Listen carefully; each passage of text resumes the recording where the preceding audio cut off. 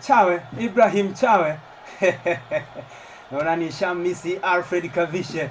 Asante sana Chawe Ibrahim kwa pasi hiyo nzuri ambayo umetupasia. Ni siku nyingine tena tunakuja kushuhudia mtanange wa ligi kuu soka Tanzania bara, Simba Sports Club wakiwa wanawalika Coastal Union kutoka pale Tanga. Ni mchezo namba 259 ligi kuu soka Tanzania bara, ukiwa ni mchezo wa kiporo, timu zote mbili zikiwa zinacheza hii leo. Bahati Mwavipa nitasikika hapa dakika 90, lakini pia Francis Mwacha pia atasikika hapa. Francis Mwacha, mchezo mwingine huu ligi kuu soka Tanzania bara, tunakuja kuleta matangazo haya moja kwa moja kutoka hapa Kapa Stadium. Kabisa Mwavipa, mchezo ambao unaenda kuamua bingwa ni nani wa ligi kuu soka Tanzania bara. Endapo Simba akipata sare au akipata ushindi, basi ataenda kutawazwa mabingwa wa ligi kuu soka Tanzania bara kwa mara 4 mfululizo, lakini kwa mara ya 22 kwenye kapu lake la ubingwa wa ligi kuu soka Tanzania bara. Lakini kwenye rekodi michezo 10 ambao wamekutana Coastal Union na Simba, ya mwisho basi Simba ameibuka kinara akiwa ameshinda michezo 6, lakini Coastal akiweza kushinda mchezo mmoja, sare zikiwa ni sare 3 kwa timu hizi mbili kuweza kukutana katika michezo ya ligi kuu soka Tanzania bara kwa michezo 10 ya mwisho. Na kwa upande wa Simba kuna Ibrahim Ame ambaye aliwahi kupita kwenye kikosi hiki, ndio Simba walimchukua msimu uliopita na leo anacheza na timu yake ya zamani leo bwana. Lakini pia nikitazama hapa msimamo unavyosema ni kwamba Simba yupo nafasi ya kwanza akiwa na pointi zake 76, akiwa anahitaji pointi moja pekee leo hii kutangaza ubingwa, wakati upande wa Coast wao hali si shwari, wakiwa nafasi ya pili kutoka mkiani kule, wakiwa wamepakana kidogo, wametofautiana kidogo tu na Mwadui ambaye tayari tushampa mkono wa kwaheri wa baba Jeni bye bye. Mpaka sasa Coast yupo nafasi ya 17, pointi zake takriban 34 kibindoni. Anahitaji point kufa na kupona, liwe jua iwe mvua. Coast atahitaji ushindi, lakini Simba yeye ana relax. Na nikitazama vikosi vya timu zote mbili hapa, nikianza na kikosi cha Simba ambaye ndiye mwenyeji kwenye mchezo huu, golikipa ni Beno Kakoranya, David Kameta nambari 2, nambari 3 ni Gadiel Michael, nambari 4 Ibrahim Ame, wakati nambari 5 Kennedy Juma, Elasto Nyon Edward na nambari 6, wakati nambari 7 Kratos Chota Chama, nambari 8 Larry Bwalia, nambari 9 ni John Rafael Boko, nambari 10 Chris Mushimba Mugaru, nambari 11 anamaliza mwamba kutoka Msumbiji, huyu si mwingine ni Ruiz Jose Mixon. Wakati kwa upande wa sabu namuona Aisal Manula pale, Shomari Kapombe, Tadeo Luanga, Muzamiru Yasin, Saidin Ndemla, Hassan Dilunga na Medi Kagere atakuwepo hapo. Lakini pia kwa upande wa Coast wa Abubakari Abbas atakuwa golini, wakati Hassan Kibairo nambari 2, nambari 3 ni Hans Masudi, Saif Bihak akiwa nambari 3. Nikitazama kule nambari 4, nambari 5 Pascal pamoja na mwenzake Salum Ali, Isa Abushehe atakuwepo pale, lakini pia Rashid Chombo atakuwepo, bila kumsahau Abdul Suleimani Mteja Juma pamoja na Haji Ugando. Hicho ndicho kikosi cha Coastal Union kwa pande zote mbili, Simba ikiwa ni mwenyeji kwenye mchezo huu. Mchezo wa mwisho ulimalizika kwa Simba kushinda ushindi mnono wa goli 7-0. Na mchezo umeshaanza, Francis Mwacha. Kabisa Mwavipa. Mtanange umeshaanza hapa. Coast wameshaanza mtanange huo katikati ya uwanja sasa. Salim Ali penyeza mbele kule, anasimama vyema kabisa Simba Sports Club katikati ya uwanja. Ruiz na Larry Bwali anaangalia Larry, penyeza pembeni kule. Anacheza Kameta pamoja na Larry Bwali, anaangalia pembeni, anarudisha Ali katikati ya uwanja. Kennedy Juma, anamwangalia Kennedy Juma, anarudisha tena nyuma. Ame anaangalia kule, wanagongeana katikati ya uwanja. Rally Gwaria rudisha tena kwa Ame, penyeza pembeni. Gadiel Michael ana control vizuri, penyeza anaikuta kwa ndefu. Refari anasema kwamba ni offside. John Rafael Boko alikuwa umekwisha jenga kibanda langoni mwa timu ya Coastal Union. Mwavipa, mchezo umeanza kwa timu zote mbili hajaanza kwa kasi ambayo tumezoea kuziona, lakini wote wakiwa wanaangalia mahesabu ya kocha Juma Mgunda, lakini Didier Gomez kwa upande wa Simba naye akiangalia hesabu zake kuacha kwamba anapata goli na mapema hii leo kuhakikisha kwamba anapata alama 3, bila kusahau Juma Mgunda ambaye naye anataka akimbie kule chini, maana yake yupo katika nafasi ya 17 na pointi 34 kama ambavyo ulitangulia kusema awali. Sawa, Abu Shehe upande wa pili anapenyeza katikati kwake Salum. Agongeana, Abu Shehe upande wa pili anaangalia, anatoka lakini azuiliwa vyema kabisa kule. Refa anasema nini? Inakuwa ni goal kick. Itapigwa kuelekeza lango la Coastal Union kwa faida kwa Simba Sports Club. Muona Juma Mgunda hesabu zake akiwa anazipiga pale. Haya, sasa wameshaanza Simba Sports Club. Nyoni na Kennedy wanagongeana. Angalia upande wa pili. Angalia Duchu. Penyeza katikati, Chama wanagongeana. Anaondoka. Haya sasa. Penyeza pasi hiyo. Tali kule. Bado wanasimama vyema kabisa. Refa anasema nini? Ilikuwa ni offside. Anaanza haraka vijana wa Coast. Abu Shehe pembeni kwake Salum. Haya, Abu Shehe upande wa pili kule. Refa anasema hiyo ni foul. Umeicheza kijana. Wakati unaenda kupambana kule na Kennedy Juma. Walifanya shambulizi nzuri hapa Simba Mwambipa. David Kameta Duchu akamwona kule ndani Chris Mushimba Mugalu na John Rafael Boko, lakini referee linesman namba 2 akasema kwamba Mugalu ulikuwa tayari umekwisha jenga kibanda. Offside ya pili kwa Simba na dakika 2 za mchezo. Bila shaka wanataka kitu mapema mpaka dakika hiyo wakiwa wamefika langoni mwa timu ya Coastal Union mara 2. Haya sasa Simba wanapenyeza, wanakataa vyema kabisa. Salum katikati ya uwanja anamwangalia pembeni kule Hans, mama vyema kabisa, bado ana control, anapoteza. Haya sasa Simba safari hiyo, John Rafael Boko cheza vibaya pale, na yupo chini John Rafael Boko, captain wa Simba Sports Club, kati mpira ukiwa unaendelea upande wa pili kule.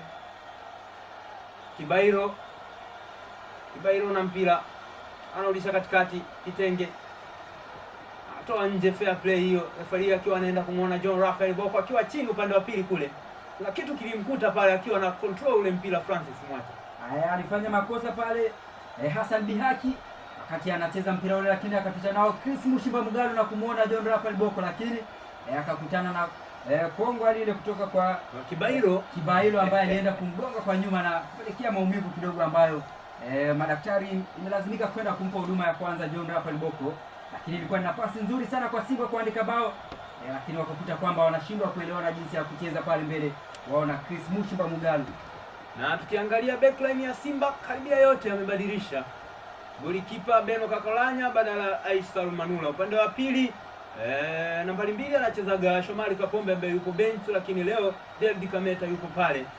Katikati ya uwanja hatumuoni baba mkubwa Pascal Wawa wala Onyango Achieng, badala yake yupo Ame pamoja na Kennedy. Wakati upande wa pili kule, upande wa kushoto ambako Mohamed Hussein Shabalala ndio nambari yake ile, leo hii tunamuona Gadiel Michael Mbaga baada ya muda mrefu sana.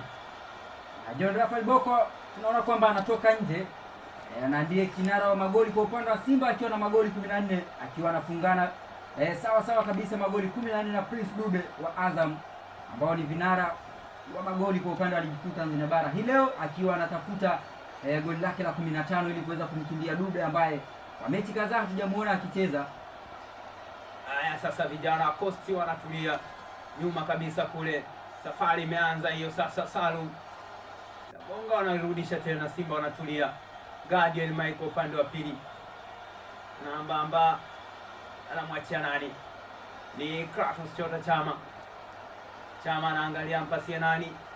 Aoni anaipenyeza pembeni huku kwake Ame anapenyeza katikati, haikuta. Haya Nixon gonga pale katikati ya uwanja, ulisha nyuma. Kennedy angalia, anapenyeza moja nzuri kabisa kule, anaikuta. Yes, ameikuta. Refa anasema ni foul. Alipenyeza pasi moja nzuri sana, lakini Luis Jose Nixon alikuwa tayari ameshajenga kibanda kabisa. Kitu ambacho wanazidi kucheza hapa timu ya Coastal Union ni offside trick ambayo wanajaribu kuweka line yao ya mwisho na kuweza kuwaingiza Simba kwenye mtego huo, lakini jambo kama hili sio rahisi kuweza kulifanya ndani ya dakika zote 90 kwa sababu tunajua sio kwamba lazimeni ataziona zote. Kwa hiyo lazima na wao wajiangalie, kwa sababu sio ya kwanza tunaona washambuliaji wa Simba wanaenda kumuona golikipa wao Abbas, lakini refari amekuwa akiziona offside.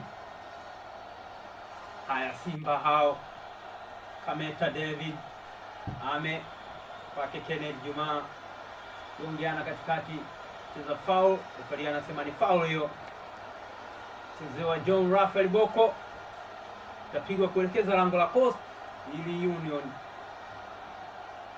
John Raphael Boko, foul ya pili hii anachezewa, anakwamba wamemwekea ulinzi madhubuti.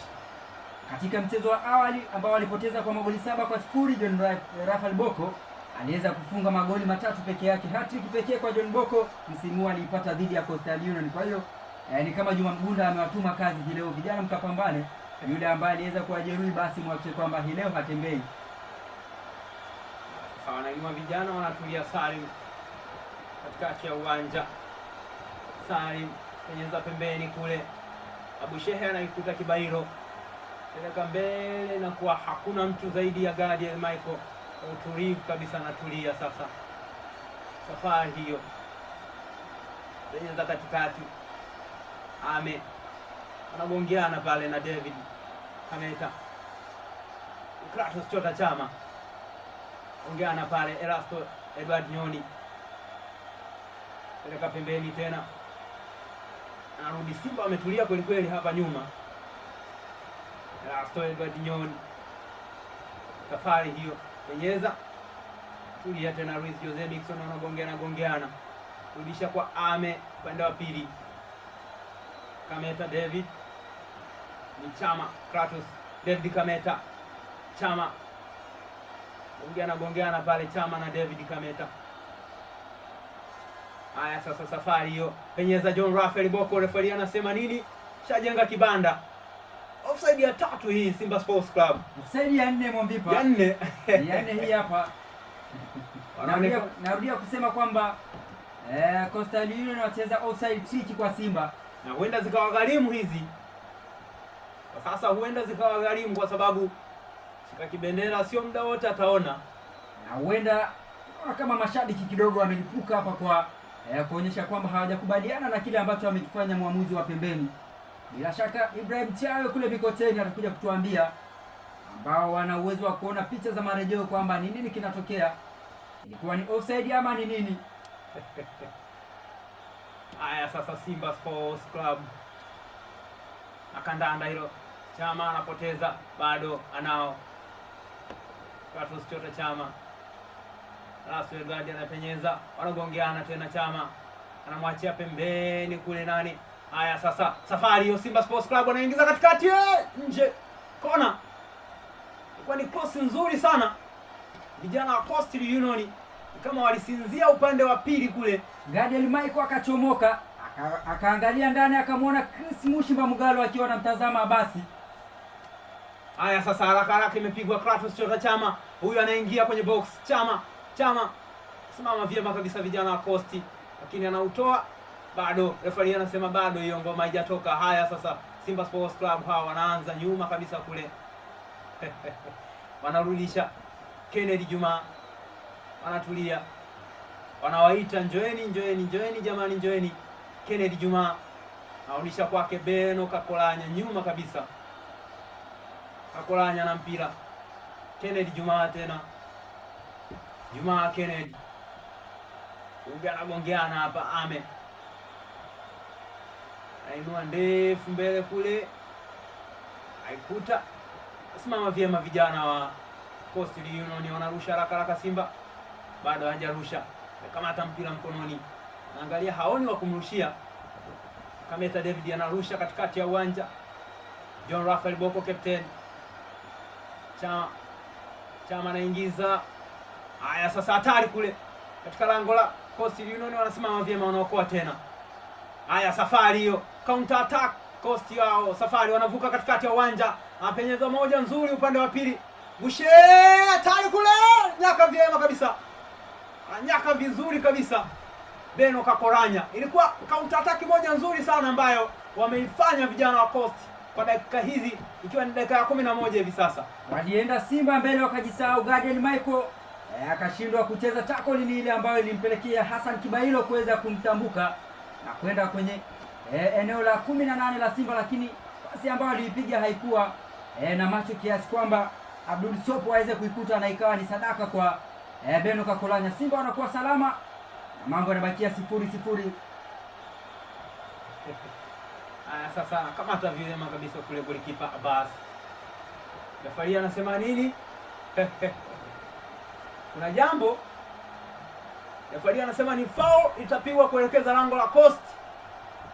Anasema ni foul itapigwa kuelekeza lango la Coast. Alimrudishia mpira. Ule mpira alimrudishia na akaunyaka. Lile ni kosa kisheria. Mpira wa kurudishiwa haitakiwi kipa udake. Sasa yeye Abbas akaona bola ya lawama kuliko fedheha, akaudaka ule mpira. Sasa ni foul na itapigwa kuelekeza lango la Coastal Union. Karibu kabisa. Hili ni balaa lingine tena alichokifanya golikipa Abubakari Abbas.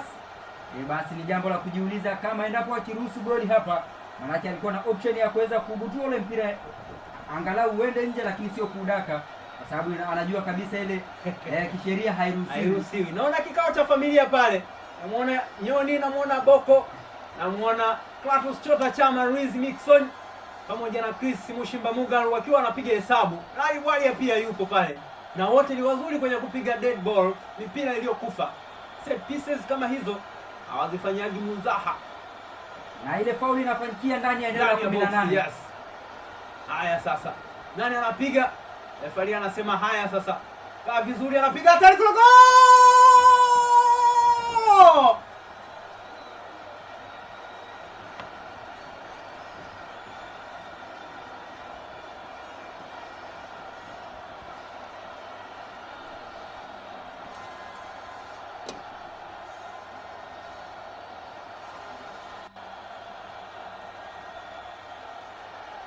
John Rafael Boko, El Capitano, unaweza kumwita hivyo, anawainua mashabiki wa Simba, lakini mpaka sasa anawaambia jamani, ubingwa upo mikononi mwetu.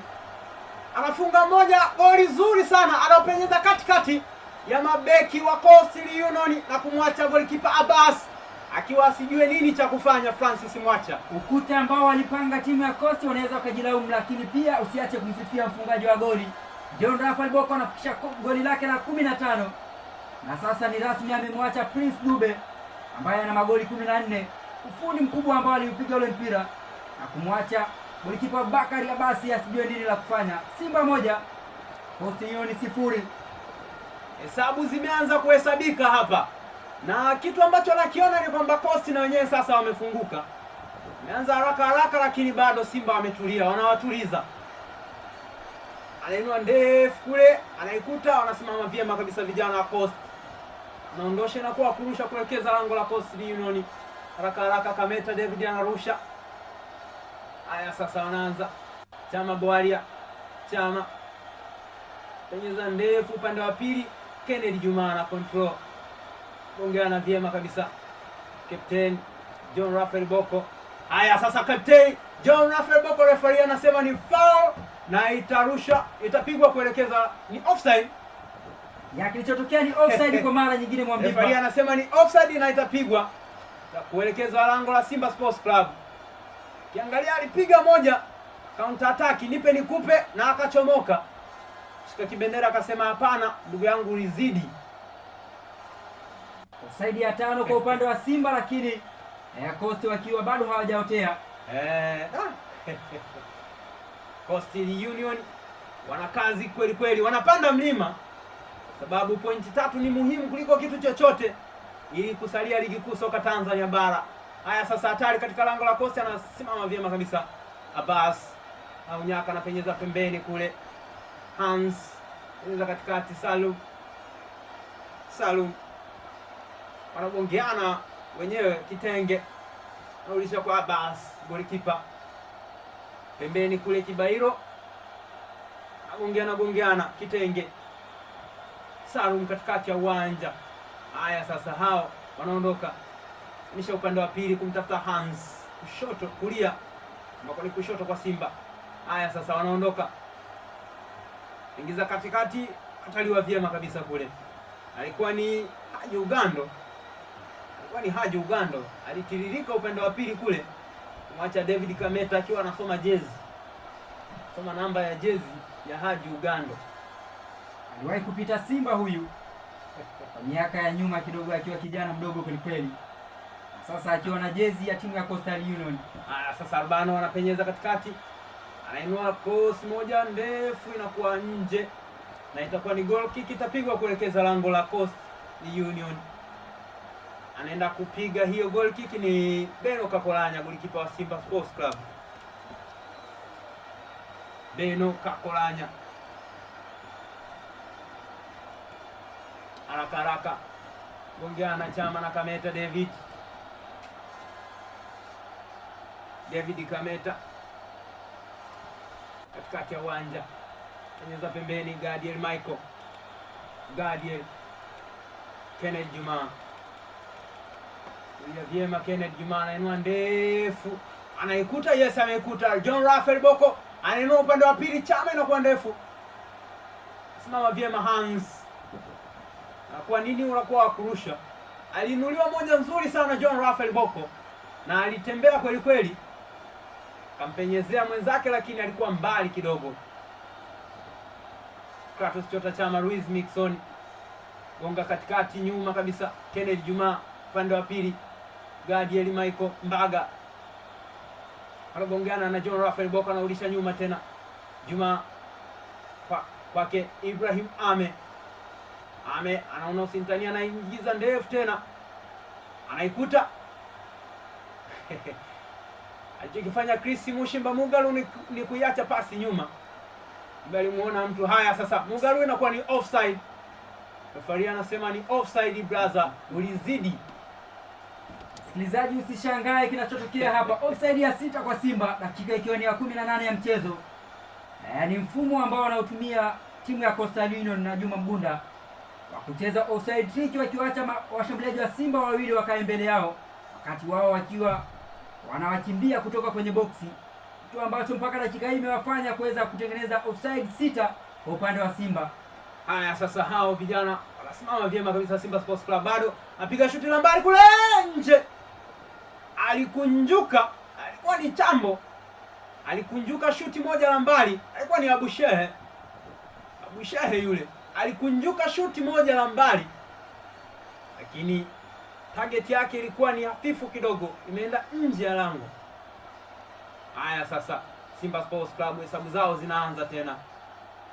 Chama, Kratos Chota Chama, Kratos Unga wametulia. Ame Ibrahim, Elasto Edward Nyon, Elasto penyeza pembeni kule, Gadiel Michael. Yes, yupo Gadiel Michael, bisha tena Elasto Edward Nyon anainua ndefu katikati kule, anasimama vyema vijana wa Coast. Bado Simba wanao sasa. Haya, penyeza katikati, bado tulia upande wa pili Muga. Haya, wanagongeana Simba Sports Club. Chama, Kratos Ame wanagongeana na Kratos Chota Chama, anainua moja ndefu katikati kule, imemkuta kuna mtu. Haya sasa, Mixon anaingiza John Raphael Boko ilikuwa akiwa anapiga hesabu, nipigie wapi, nichague engo, nipigie kulia kushoto. Refari naye akasema hapana brother, umechelewa, ilikuwa ni offside tayari, ameshajenga kibanda John Raphael Boko. Haya sasa, vijana wa Coast wanaanza tena kujiuliza, hao upande wa pili kabisa kule, Kibairo penyeza katikati ya Bushe na Salum wanagongeana, wanapoteza mpira. Haya sasa, Simba Sports Club safari hiyo hapo, hatari katika lango la Coastal Union. Chama, Kratos Chota Chama anakataliwa vyema kabisa kule. Haya sasa, vijana wa Coast wamezuia movement ya Simba, safari wameianza wao sasa. Upande wa katikati ya uwanja, penyeza huku pembeni kwa Hans Masudi kwake Haji Ugando, anajiuliza, asimama vyema kabisa kule vijana wa Simba Sports Club. Na referee anasema nini? Ulichezea madhambi Ibrahim Ame. Wanachokifanya hapa Coast Mwamvipa ni kama sasa wanazidi kucheza karata yao. Simba wamefika zaidi langoni mwao, lakini wao wakifika langoni mwa Simba wanakosa utulivu. ndio ambacho kimewafanya mpaka sasa hivi wasiwe na madhara langoni mwa Simba. Haya sasa Gadiel Michael upande wa pili anaingia katikati ya uwanja, anaingiza, wanasimama vyema kabisa. Aliingiza moja cross nzuri ya mpenyezo katikati ya boksi, ndani ya boksi kwenye sita kabisa. Alipanda vyema kabisa Gadiel Michael, lakini wanakataa vijana wa Coast. Nafikiri kwa jinsi ambavyo wanazidi kucheza offside trick sasa inaanza kuwagharimu. Ni Simba wanakosa utulivu pale mbele, wanaweza wakawafunga goli lingine dakika yoyote hapa, sababu tunaona nafasi ambazo wanazichezea Simba. Endapo wangekuwa makini wangeweza kufunga goli lingine hapa, sababu Coast wanakatika mstari wao ule, kuna saa ambao wanajikuta kwamba wao ndio wameingia kwenye mtego wa offside trick. Ibrahim Ame anaangalia anapiga wapi, ana switch upande wa pili, wanakataa vijana. Edward Nyoni kwake Kennedy Juma, gongeana Clatous Chota Chama, anapiga moja, anakataa. Ibrahim Ame kwake Erasto Edward Nyoni kwake David Kameta, anapenyeza moja nzuri katikati kule, simama vyema, anatoka hatari kule.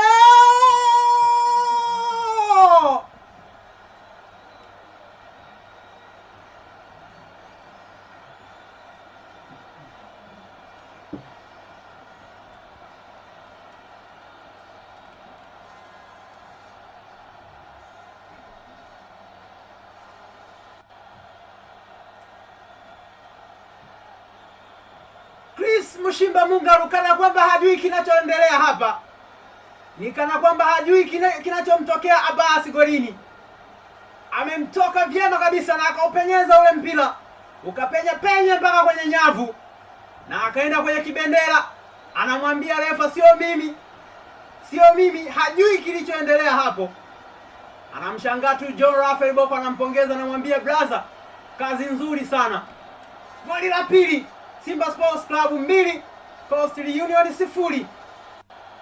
Nafasi ambayo ameenda kuicheza David Kameta Duchu, pasi nzuri kabisa kwa Chris Mushimba Mugalu ambaye alikuwa na mabeki Pascal Kitenge pamoja na mwenzake Salim Ali, wakashindwa kummiliki na hatimaye akamlamba golikipa chenga na kuweka goli la pili. Nilisema hapo Mwambipa, offside trick ambao wanaitengeneza Coast itawagharimu, na sasa ubao unasoma 2-0.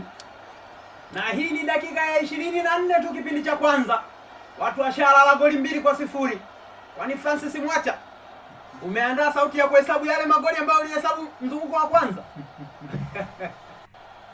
Naona dalili ya mtu anaweza kakalia goli nyingi hapa. Haya sasa, simama vyema kabisa Simba Sports Club, atulia. Tafadhali anasema ni foul, haraka wanaanza sasa. Rali Bwali aliwaonyesha kwamba yeye ni magician. Gonga zile tati katikati yao, wakaishia kumlamba mabuti kwenye miguu yake. Chris Mushimba anagongeana, anainua ndefu upande wa pili, imemkuta Michael Gadiel. Refa anasema nini? Offside. Ilikuwa ni Clatous Chota Chama. Alishapenya kule upande wa pili. Haya sasa vijana wa Coast katikati ya uwanja ni Chambo. Ashapoteza. Hawakai na mpira, zikapita dakika 1-2. Vijana wa Coast ni kama mpira unawakataa, ila wenyewe wanautaka. Yaani wanautaka mpira lakini mpira hauwataki. Wakikaa nao sekunde 2-3 basi ushawachomoka, ushawachoropoka.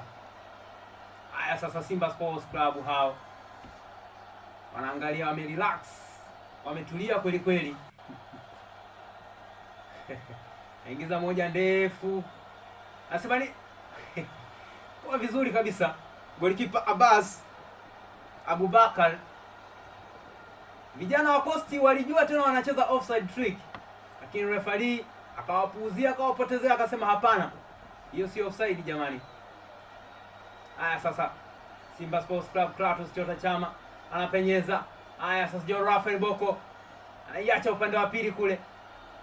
Haya sasa hatari katika lango la Coast, gonga pale, anatulia tena Chama, anaiacha Rali Bwalia, angalia, anawageuza, anawapindua, anaingiza moja nzuri kabisa, mkuta Abubakar. Abbas. Francis Mwacha. Nishatangaza goli 2 hapa, lakini naomba sauti yako pia isikike ikiunguruma kwenye dakika hizi takribani 10 na kama sio 20 zilizobaki. Haya Mwamvipa.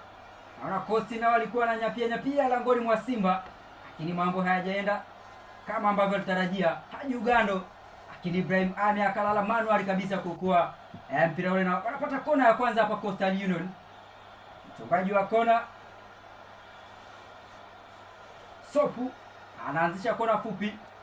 Haya, bado Kosti wanaangalia ikiwa wapi, anarudisha nyuma kabisa huku kwake Rashid Chambo katikati ya dimba kule. Sasa Kosti wanapiga shuti moja kwenda juu ya lango na kuwa ni goal kick. Anajaribu kupiga mashuti ya mbali hapo Mwamvipa. Shuti la pili hilo wanapiga vijana wa Coast. Ashaona ukuta wa Simba haupitiki. Ibrahim Ame pamoja na Kennedy Juma wamesimama vyema kabisa pale nyuma. Kilichobaki ni plan B itumike na kupiga mashuti ya mbali ambayo yanaonekana yanaweza yakawapa chochote kwa upande wao. Wanaona hivyo, lakini sio mimi nimesema, wao ndo wanaona hivyo kwa sababu mpaka sasa wameshapiga shuti takriban 3. Haya, nafasi kwa Kosti. Afara anamwambia nyanyuka kijana Haji Ugando. Nafasi kwa Simba sasa, wanaanza kule nyuma sasa. Haya, Rali Bwali ya Magician. Bado Simba wana mpira ule. Utatoka atauwai. Haya, Gadel ameuwai sasa. Lakini unatoka mpira ule nje. Ameutoa Bushe, unakuwa anakurusha kuelekea langoni mwa Kosti. Gadel amesharusha haraka kwake Chama. Haya, nyuma kabisa huko kwake Ibrahim Ame. Kijana kutoka Kosti huyu. Bado nyuma kule Simba wanacheza. Kennedy Juma anaswitch katikati kwa Erasto Nyoni ambaye anarudishwa pasi ile tena. Rali Bwalia pembeni kabisa huko kwake David Kametaduchu anaingiza katikati ya dimba. Anavuka mstari wa katikati hapa Simba sasa. Rali Bwalia ananyanyua moja ndefu kule. Mugalo ataiwai. Anarusha nyuma kabisa huko kwake golikipa Bakari, anapiga moja ndefu kule. Pembeni kule itatoka, ameiwai. Issa Bushe inakuwa ni foul. Ameenda kucheza foul ile ni Gadiel Michael. Kwa nafasi kuanza kwa timu ya Coastal Union. Wanaanza nyuma huku Pascal Kitenge. Kitenge kwa KCF Biaki, pembeni kabisa huku Hansi Masud. Anarudisha nyuma kule kwa Pascal Kitenge. Bado Kosti wako nyuma kule na mpira, wanaangalia weke wapi sasa kule pembeni kabisa kule. Hassan Kibailo ana switch katikati ya dimba sasa. Wamevuka mstari wa katikati. Anaweka pembeni kule Issa Bushehe. Anamtikisa mtu amekubali. Anaingiza pembeni kabisa huko, anakataa vizuri kabisa. Ibrahim Ame anaangalia weke wapi katikati ya dimba sasa. Chama ana switch katikati kwa Erasto Nyoni. Ananyanyua moja ndefu kule pembeni kwa Gadiel Michael Kamagi. Amepisha tege sasa. Haya, Simba wanakwenda. Gadiel Michael switch nyuma kabisa huku katikati ya dimba. Ibrahim Ame. Simba wanacheza taratibu hivi sasa. Tayari wana uongozi wa goli 2. Lakini Coastal wenyewe hawaonekani kuchakalika kufanya pressing yoyote kuwatafuta Simba walipo. Haya sasa Kennedy Juma ana switch pale, lakini wanakataa vizuri kabisa vijana wa Coastal. Sasa safari inaanza. Kitenge ana switch kwake Abu Shehe. Haya, nafasi kwa Coastal, ananyanyua moja ndefu kule, piga kule, anakataa vizuri kabisa. Ibrahim Ame, Abdi Kametaduchu kwake Ame. Haya, Rali Bwalia ana switch kule pembeni kwake Kennedy. Rali Bwalia tena anashuka chini ile kuja kuchukua mali na kuzinyanyua mbele kule kabisa kule kwake ni Chama yule. Erasto Nyoni anavukisha mstari wa katikati. Luis Jose Mixon sasa yuko na kijiji. Rali Bwalia anaweka katikati kule sasa. Wanakwenda Simba sasa, nafasi kwa Simba. Haya, wanakwenda kule kataa vizuri pale Pascal Kitenge, lakini bado nafasi kwa Simba bado. Rali Bwalia anaipiga moja kule tuliza kwenye kifua, lakini wanakataa vizuri kabisa pale. Hansi Masudi sasa, safari kwa Kosti. Pascal Kitenge mmoja dhidi ya wachezaji 5 wa Simba. Anaamua kupiga shuti moja kule, lakini bado Kosti wanayo. Abu Shehe anaweka nje kidogo ya eneo la 18, anapiga shuti moja kule. Akamata vizuri pale. Golikipa Beno Kakulanya anakuwa ni kona kuelekea langoni mwa timu ya Simba. Alikunjuka shuti lile, lakini Beno akamwambia huwezi nifunga brother. Ilikuwa moja ya jaribio zuri sana ambalo amekumbana nalo katika dakika hizi takriban 30. Amejaribu, lakini golikipa Beno Kakolanya amesimama vyema imara kabisa. Haya, Kosti bado anaangalia piga wapi sasa, lakini bado anakataa vizuri kabisa Ibrahim Ame. Nafasi kwa Simba, counter attack hiyo sasa. Haya, John Rafael Boko ana switch pembeni kwake Chris Mushimba Mgalu. Anahamisha pembeni kabisa kule kwake Luis Jose Mixon sasa. Gadiel Michael Kamagi anaiswitch katikati. Anaachiwa mtu Boko. Piga kule. Goal! Anasema nini hapa? Lazimeni anasema nini hapo Mwambipa? Anasema John Rafael Boko alishajenga kibanda tayari. Gongeana pale. John Rafael Boko akapita mzima akakutana na move njiani. Anasema man on the space, ball on the space. Lakini referee anasema hapana brother, ulizidi. Referee anasema ni foul, ni offside. Itakuwa ni offside, itapigwa kuelekeza lango la Simba Sports Club. Hauna mashabiki wanalalamika kweli hapa. Huenda kuna jambo Lazimeni anafanya. Ikiwa ni offside ya 8 kwa Simba. Kipindi cha kwanza dakika ikiwa na 32. John Rafael Boko alikuwa ameshaweka mpira ule kimiani. Na mimi nilikuwa nishatangaza hapa bao. Haya, Simba tena hao wanaanza safari sasa. Pembeni kule Gadiel Michael Kamagi ana switch katikati kule. Kamagi tena aeka katikati kule kwa Rasto Nyon. Anaiswitch mbele kabisa kule, ataiwai David Kameta, lakini anamwambia ni offside brother. Lazimeni anamwambia ni offside. Mpaka sasa vijana wa Coast wanaonekana kuliwili hilo, waacha Simba cheza offside nyingi sana. Wanaonekana wanacheza offside trick vijana, na mpaka sasa wamefanikiwa asilimia kadhaa, lakini hatuwezi tukasema hizi offside zitawabeba wao mpaka dakika 90. Sababu mpaka sasa Simba wanaonekana kuzidi zaidi kwenye kila shambulizi ambalo wanalifanya. Nafikiri mwenzangu kule Mikocheni Ibrahim Chawe wakati wa mapumziko atatuambia bwana, hizi offside mbona malalamiko yamekuwa ni mengi. Lazimeni, lakini wachezaji wa Simba pale wanaenda kumlalamikia Lazimeni kwamba ni kama unatubania. Bado kuna malumbano pale. Kuna malumbano pale kati ya wachezaji wa Simba na Lazimeni, na refari wa katikati ameamua kwenda kuamua.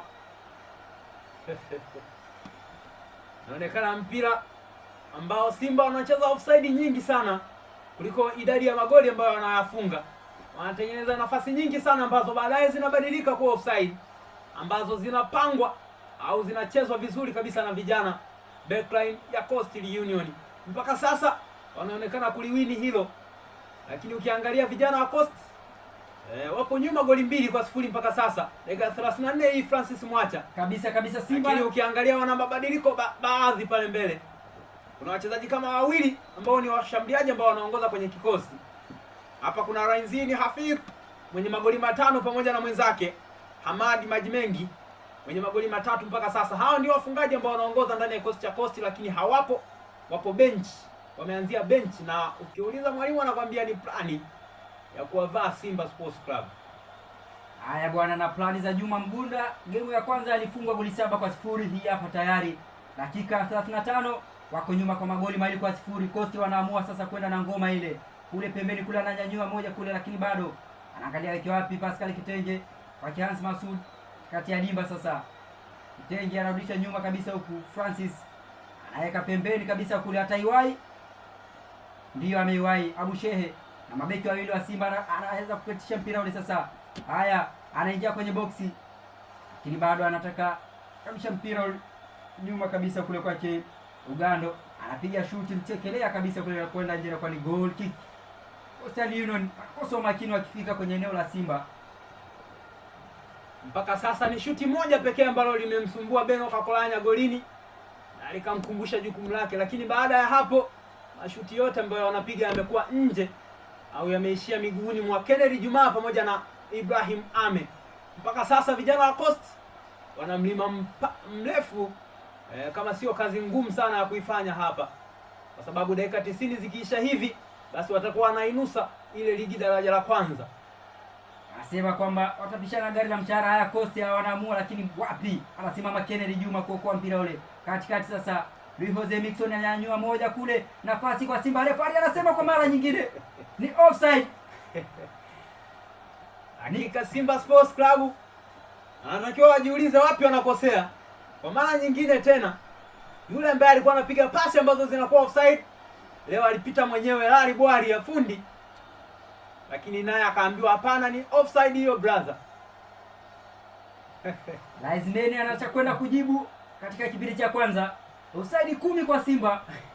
Kipindi cha kwanza Simba akiwa anaongoza goli 2-0. Haya Costa sasa pembeni kabisa, huku refari anasema kwamba Luis Jose Miquissone amemchezea rafu Hansi Masudi. Sasa Costa wanakwenda, lakini wanakataa Simba kabisa kule. Ibrahim Ame unakuwa kurusha kuelekea langoni mwa timu ya Simba.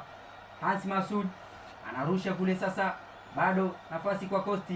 Haya wanaanza nyuma kabisa kule, Chambo anaipiga kule, lakini Simba wanakataa. Nafasi kwa Simba, Chris Mushimba Mugalu na mabeki watatu wa Costa. Katikati kule Chris Mushimba Mugalu bado lisha nyuma kabisa kwake David Kameta Duchu, ambaye anamuona Ibrahim Ame na naye ana switch pembeni kule kwa Kennedy Juma. Nyuma kabisa kule Simba, Rasto Nyoni anamwacha mtu kabisa kule vizuri. Chama sasa anaweka kwake Chris Mushimba Mugalu na mabeki wanne, anaweza kulisha nyuma ile kabisa kwake Rally Bwali ya Magician. Hajajua yake wapi. Rally anamwacha mtu, anampiga mtu tobo ile. Haya Simba wanakwenda, nafasi kwa Simba. Rally Bwali kataa vizuri kabisa pale. Pascal Kitenge, pasi mpenyezo kwa John Rafael Boko inakataa. Ilikuwa tu hesabu bao hapa Mwavipa. Ilikuwa ni pasi nzuri, waligonga kama kawaida yao Simba Sports Club. Waligongeana zile nipe nikupe, lakini move ya mwisho ya Rally Bwali ya kwenda kwa mfungaji wa goli la kwanza John Rafael Boko inazuiliwa vizuri kabisa na vijana wa Costa. Costa hao sasa wanaingia kwenye lango la Simba. Costa anapiga shuti moja kule, lakini anakwenda nje na kwa ni goal kick. Alikuwa kama mzaa pale. Aliokuwa vizuri pale Ibrahim Ame, lakini kijana Haji Ugando akamwambia mimi nimecheza Simba hapa kabla yako. Akamzunguka na kupiga shuti lile ambalo limeenda juu ya lango. Sentimita chache kutoka langoni mwa Beno Kakolanya. Wanapata nafasi lakini wanashindwa kuzitumia. Shuti lingine hili inaongeza idadi ambayo mashuti ambayo yameenda. Nafasi kwa Simba kwenye boksi pale sasa. Haya, piga moja kule na kwenda juu kwa ni goal kick. Chris Mushimba Mugalu alikiwa pasi tamu kweli kweli na Luis Jose Miquissone, lakini akaamua kupiga shuti lile ambalo limeenda mpira ule unaokotwa kule kwenye jukwaa la mashabiki, sio kwenye nyavu za Abubakari Abasi. Costa wanaamua sasa kule nyuma kwanza. Golikipa Abubakari Abasi anamwambia twendeni. Pascal Kitenge nyuma sasa. Simba wanaenda kukabia golini mwao. Haya, anaanza kule Chambo kwake Salum, lakini mpira ule unatoka nje. Refari anamwambia kwamba David Kameta Duchu umeenda kumcheza Haji Ugando, na kwa ni foul kuelekea langoni mwa timu ya Simba, nyuma kabisa eneo la katikati. Coastal Union wanaamua sasa. Haya, anarudisha nyuma kule kwake Hans Masudi, kwake Kitenge anamfinya mtu. Kitenge anapiga moja ndefu kule ambayo anaichukua David Kameta Duchu tena amekea kule Rally Bwali ya Luis Jose Miquissone ambaye anaonekana sana kwenye mchezo huu. Miquissone kwake Rally Bwali ya Simba hawana tena spidi sasa, wanaamua kuwaita vijana wa Costa, njoni tokeni huko nyuma bwana. Haya, pasi chonganishi kule kwake Kennedy Juma, lakini anaiwahi. Haya, pembeni kule sasa Daniel Michael Kamagi na watu wanne, anarudisha nyuma kabisa huko kwake Ibrahim Ame, lakini anaiacha kwake Beno Kakolanya ambaye anamwambia toka likizo brother, umekaa likizo sana. Haya, Chama creator, mtu ambaye ana assist nyingi kuliko wote ligi kuu Tanzania bara, anaingiza moja nzuri kabisa kule. Simba sasa wanakwenda.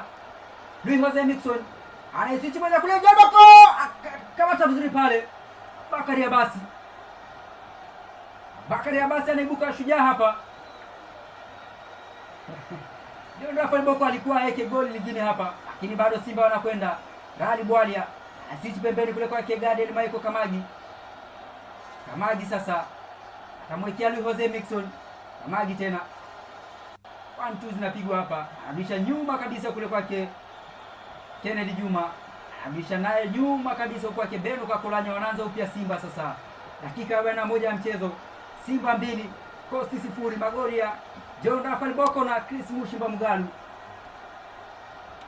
lakini hapa ni Kennedy Juma na mpira ule anaamua kuswitch pembeni huku kwake Nixon Rally Bwalya. Sasa ataiwai, ameiwai. Haya, anamtekecha mtu, anaamua bado anamtekecha mtu, anaingiza moja, nafasi nzuri kwa Simba, piga kule, kataa vizuri kabisa golikipa Abubakari Abasi. Sijajua alitaka ifanye nini pale. Chris Mushimba Mugalu aliugeuza tu mpira masihara hivi, lakini golikipa anasimama vyema kabisa, na kwamba hakutulia, hakuwa makini zaidi, alipiga masihara, lakini bado ilifika kwa golikipa, na badala yake inampa faida golikipa Abubakari Abasi, kuonekana anadaka mashuti mengi ya Simba Sports Club. Na Simba wanazidi kuchezea nafasi hapa ambayo ilipata Chris Mushimba Mugalu. Mashabiki walisimama hapa, lakini ikaishia mikononi mwa Abubakari Abasi, lakini Simba wanaanza nyuma tena. Erasto Nyon pembeni kule kwake Kennedy Juma.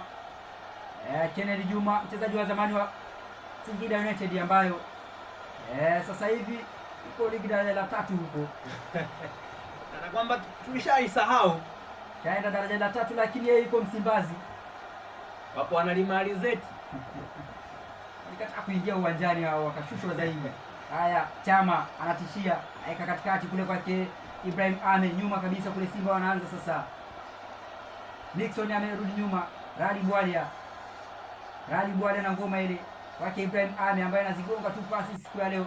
Rally Bwalya pembeni kwa kwake David Kameta Duchu, anaanza spidi sasa, anaangalia kwenye boksi, alimuona Mugalu.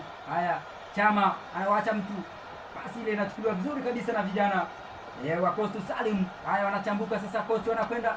Haya, nafasi kwao, lakini anakataa vizuri pale Ibrahim Ame, mchezaji wa zamani wa Coastal. Chama sasa, Chama kule pembeni ashaingia kwenye robo. Haya, nafasi kwake Chris Mushimba Mugalu, lakini anapiga kule, inakwenda nje. Inakwenda nje ile ngoma. Simba ni kana kwamba wanafanya mazoezi sasa, kana kwamba hawana shida sana na magoli, kwa sababu nafasi ambazo wamezipata nafasi 3 za wazi, wanashindwa kuzitumia. Ilikuwa ni nafasi nzuri, golikipa ameshatoka Abubakari Abasi, kitendo cha kupress tu, akachagua engo kulia, kushoto au katikati, lakini yeye akachagua nje kabisa. Wananipa midadi tu hapa Simba. Unaona mpira kama unaingia, lakini unaenda nje. Kulikuwa hamna golikipa kule golini, lakini Mugalu tena akakosa nafasi kwa Bushe. Sasa kule pembeni kwenye kibendera atamteketa gadi ile, amemwacha. Haya, piga ndani kule, anakataa vizuri kabisa Simba. Anaanza nyuma huko, lakini bado anaichukua Simba. Sasa anaiswitch katikati ya dimba, hao Simba wanaanza safari, akataa vizuri pale. Chama anakataliwa. Kosti wameshavuka mstari wa katikati, watafika. Haya, amekontrol vizuri kabisa Haji Ugando pembeni kule, mchezo umekuwa kasi kweli kweli, bado anatishia, atembea pale, anakuja kupita nayo John Rafael Boko kirahisi kabisa, na anakatwa mtu, lakini referee anasema kwamba ni faulu ilimchezea hapa Rally Bwalya, kijana Salim. Alikuwa ni chambo, alikamata mpira pale kama alikuwa anapiga hesabu, lakini anapiga hesabu huko akiwa amesinzia, amejisahau kwa mchezo hachezi peke yake. Akampitia vijana wa Simba, akachukua mpira kiulaini, akaondoka na mali. Piga nikupige pale, referee anasema kwamba wewe David Kameta Duchu, mchezaji wa zamani wa Lipuli, anaweza kutoa mpira ule nje. Dakika 1 anyongeza hapa, inaashiria mchezo umechezeka zaidi uwanjani na sio nje ya uwanja ama mpira kusimama, na inakuwa ni faulu kuelekea langoni mwa timu ya Coastal Union. Vijana wa Coastal wanapiga mabuti katikati ya uwanja. Wanapiga mabuti katikati ya uwanja ambapo yupo mkongwe Erasto Edward Nyoni ambaye shughuli yake si ya kitoto. Kazi kubwa sana anaifanya. Na kufikia nukta hiyo, Mwamvipa referee anasema kwamba ni mapumziko. Dakika 45 za kwanza zinatamatika hapa. Ukiona John Rafael Boko na wachezaji wengine wa Simba wakimzonga mwamuzi wa pembeni kwamba umeweza kufanyia sio fair ndani ya kipindi cha kwanza. Offside 10 kwa Simba, lakini wakiwa na magoli mawili kibindoni. mchezo ambao ulikuwa upande mmoja. Simba Sports Club wameonekana kufaidika zaidi. The way wanavyocheza Simba Sports Club mpaka sasa wanaonekana kudominate mpira 99%. Hiyo 1% na mwachia mwamuzi pamoja na vijana wa Coast. Mpaka sasa dakika 45 kipindi cha kwanza, Simba goli 2, Coast 0. Mpaka sasa tunaweza tukasema Simba Sports Club ana uhakika leo hii akatangaza ubingwa. Endapo matokeo yakibaki hivi, basi atakuwa anafikisha pointi takriban 77 ambazo Simba watakuwa hawawezi kufikiwa na timu yoyote. Young Africans wakishinda michezo yao miwili watakuwa wanafikisha pointi 76 ambazo Simba ameshazipita na hawezi akarudi nyuma tena. Kwa hiyo yote na yote atakuwa tayari ashatangazwa kuwa bingwa. Endapo matokeo yakibaki hivi, hatujui vijana wa Juma Mgunda wanaenda kufanya nini huko kwenye vyumba vya kubadilishia nguo. Tutarudi hapa tena dakika 45 za kipindi cha pili. Tumwachie Ibrahim Chawe Mikocheni jijini Dar es Salaam. Chukua pasi hiyo Ibrahim Chawe.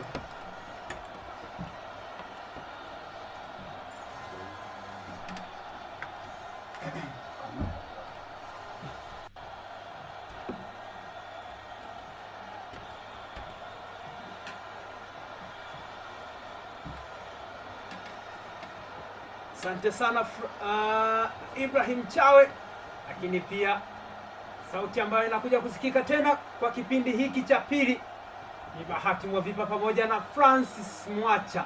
Francis, tunarudi tena kumalizia dakika za lala salama, naweza nikasema hivyo, dakika ambazo huenda zikaamua mabadiliko mengine kwa upande wa Coastal Union, hata mabadiliko kwa upande wa Simba, kwani wakipata ushindi hapa basi hamna hiana, watakuwa ni mabingwa wapya wa ligi kuu soka Tanzania bara. Kama wakiendelea hivi na kupata ushindi, basi kwa mara 4 mfululizo na kwa mara 22 kwenye kabati lao kwenye ubingwa wa ligi kuu soka Tanzania bara. Haya, sasa mbungi shaanza hiyo, watu washaanza kupelekeana mikiki.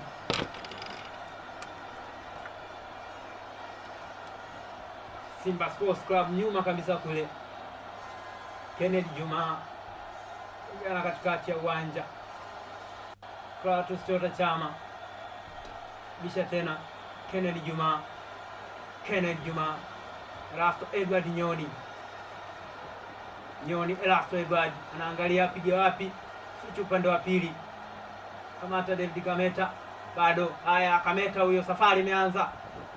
Kameta atisha, anaingiza katikati, John Rafael Boko simama vyema kabisa vijana. Ile referee anasema ni foul. John Rafael Boko uliicheza hiyo foul. John Rafael Boko wanapapatuana pale, akiwa anataka kuwini ule mpira ambao ulikuwa faida kwa vijana wa Coastal Union, ambao mpaka sasa 45 za kipindi cha pili zimeanza hizo, lakini hesabu wao wapo nyuma goli 2-0 mpaka sasa.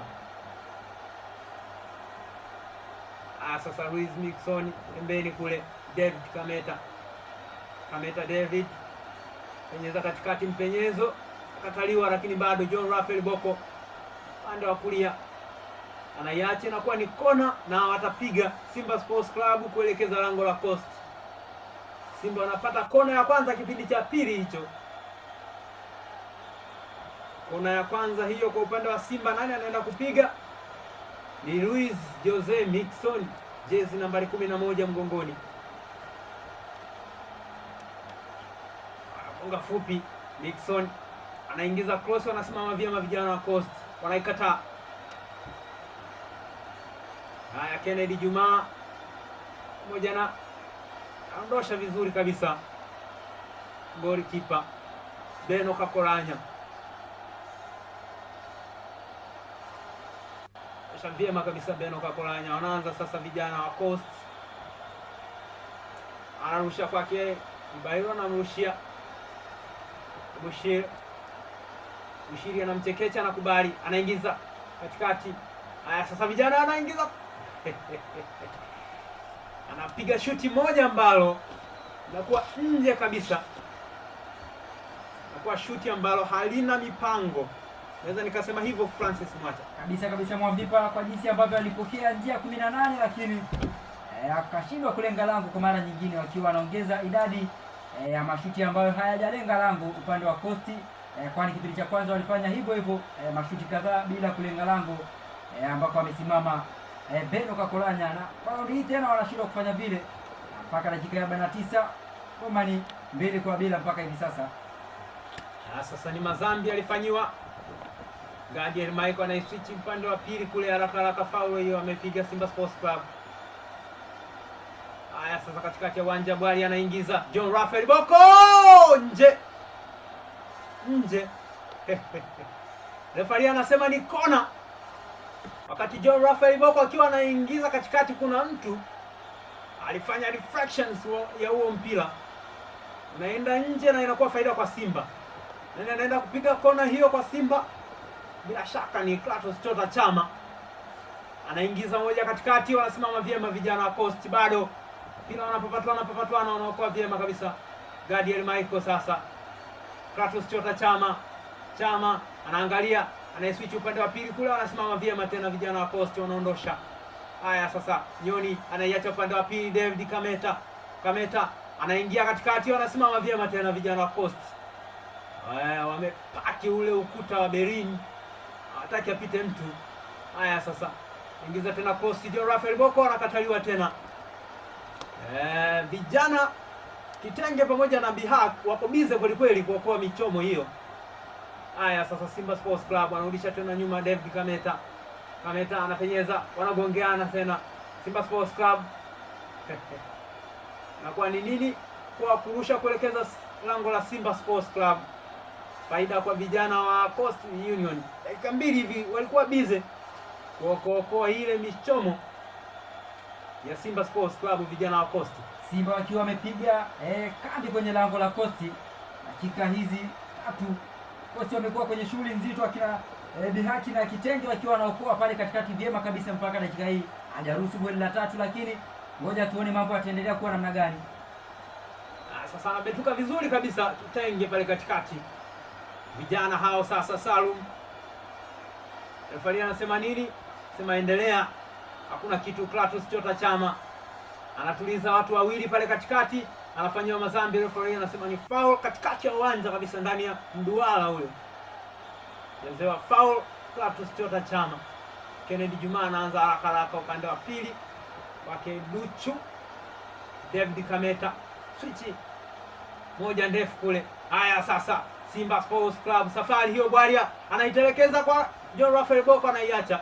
Golikipa Abubakar Abbas, inakuwa faida kwake, anainyaka. Anaanza haraka upande wa pili kwake Hans. Penyeza katikati, anacheza mazambi, inakuwa ni foul. Wanaanza haraka tena vijana hao katikati ya uwanja. Bihak penyeza katikati, Salum anarudisha tena Kitenge upande wa pili. Hans anapenyeza moja na kataliwa, na kuwa kurusha kuelekeza lango la Simba Sports Club. Wanarusha haraka. Abushir ni Ugando katikati ya uwanja. Salum gongeana pale, anampa konga, anatulia. Refari anasema hapana, haziruhusiwi hizo konga hapa. Anasema hapana bwana mdogo Kennedy Juma, hizo konga haziruhusiwi hapa. Sema ni foul hiyo. Abdul Sopu, mchezaji wa zamani wa Simba ambaye amepita kwenye kituo cha Simba, alikuwa anaelekea kwenye lango la Simba kwenda kumsalimu Beno Kakolanya, lakini Kennedy Juma akamwambia kwamba huwezi enda namna hiyo, basi akamstopisha, na inakuwa ni foul. Mita kama 28 kutoka golini ambako amesimama Beno Kakolanya. Ni eneo zuri kwa mpigaji mzuri. Haya sasa 1 2 3 anaiacha upande wa pili wa kulia ya uwanja. Haya sasa nani? Abushehe anaingiza moja katikati, inakuwa ndefu nje, inakuwa haikutani na mtu njiani pale wa kuunganisha. Walikuwa na mahesabu mazuri, lakini alichokifanya Abushehe, mpira umekataa kukatika. Nataka kuukunja lakini ukakataa kukunjuka. Anaenda nje, inakuwa ni faida kwa Simba, lakini kule chini namuona Medi Kagere Medineta kutoka pale Rwanda akiwa anataka kuchukua nafasi.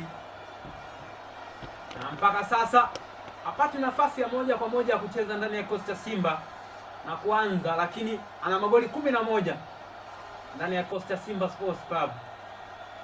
Ligi Kuu Soka Tanzania Bara msimu 2020-2021 funga magoli 11, na msimu uliopita alikuwa mfungaji bora. Misimu miwili mfululizo alikuwa mfungaji bora tangu afike Tanzania. Akitokea Gor Mahia ya Kenya, basi amekuwa ni mfungaji bora wa ligi mara 2 mfululizo, lakini raundi hii akiwa na magoli 11 umekuwa mwaka mbaya sana kwa upande wake. Ni bado ana nafasi, wana michezo mitatu. Pamoja na huu hapa. Michezo miwili imesalia. Huu hapa ni watatu. Huu ni watatu. Lakini pia wakitoka hapa wataenda kuvaana na wenzao kule. Wale Azam wana lambalamba. Baada ya hapo wataenda kumaliza shughuli ya msimu huu na kutoa ubingwa wao endapo wakishinda hapa na mchezo dhidi ya Namungo. Haya, sasa Simba Sports Club anasimama vyema kabisa. Kitenge anaokuwa upande wa pili huku. Anaweza upande wa pili kwa Kibairo jezi nambari 14 mgongoni. Anaiacha katikati kwa Salum. Anagongeana pale Kibairo tena. Kibairo anarudisha nyuma kwa goalkeeper Abubakar Abbas. Anaiswitch ndefu kule nyuma, inakuwa inaishia kwenye miguu yake na Kennedy Juma na Ame pamoja na Elasto Edward Nyoni wanacheza kwa kujinafasi. Wanajitapa tapa pale. Wanajiachia. Kennedy Juma pande wa pili. Ana switch moja ndefu, ameicontrol hatari sasa katika lango la gonga vizuri, anasimama vyema kabisa Kitenge. Alizama uvunguni, akaondoka na mpira. Nafasi hiyo kwa Chris Mugalu ambaye ameshindwa kuhamisha mpira ule wapuni. Alikuwa amekwisha muacha akiwa anaelekea kwenye sita, lakini Kitenge akaonyesha maridadi wake na kucheza mpira ule kibame kweli kweli.